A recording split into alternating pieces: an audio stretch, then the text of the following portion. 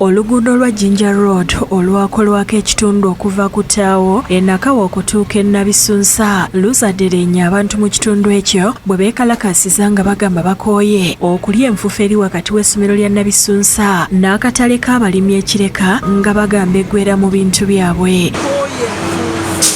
Okuva mwezi gwa January ekkubo lyaliddamu ne balikalakata oba tebalina ssente balibadde ekkubo balireka oli basanga buwumbi bwa ssente mu nnyumba ye ssente ezikola ekkubo lino okuva wali paka wali zeetaagisa buwumbi tukooye obubbi olugira nga bajja tusaba misolo yiyo amaduuka maggale.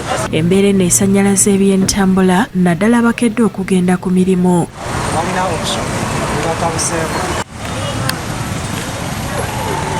Abantu abadde abanyiivu bakumye omuliro mu luguudo era poliisi bw'etuuse eguzikiza wakati mu bantu okubaweereza ebigambo.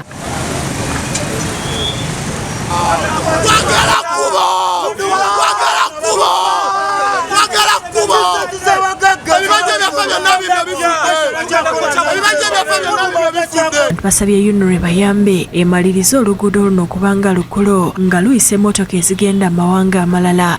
Entebe z'abasajja we zifaanana Jinja Road, Main Road, tulinga abali mu kyalo, tulinga abali mu ddungu. Bizinesi z'abasajja zonna zonoonese. Abawotali bonna tebakyakola naye bannange kyo kiri mu ggwanga. Bwe tulina abasajja babomola ekkubo lyaffe nga ddamu ne balireka nga tebalikoze.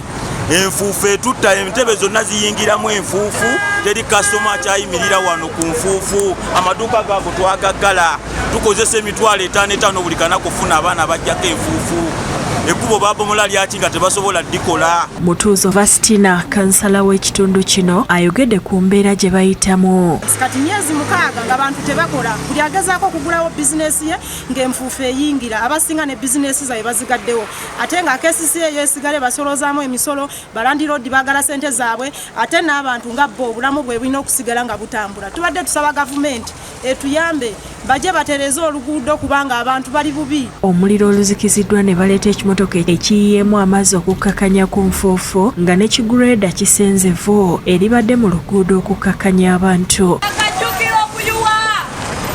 Alan Sempebwa omwogezi w'ekitongole kya UNRA agumiza abatuuze. Tugenda kukola tusuubira okufunayo kasente omwezi guno gwennyini ogutandise kontrakiti addemu okukola emirimu gy'omu kitundu ekyo Bbanda Nabisunsa kuddawo okuteeka okuzzaako leeyo empya n'okutereeza ekigenda okukolebwa kigenda kuba kisingako ne ku kibaddewo lwakuba nti ssente zezikoze eki ezitutiimayeemuko katono naye nga bingi bigenda kukolebwako. James Magala yakusakidde eggulire lino ku Rwabukedde TV.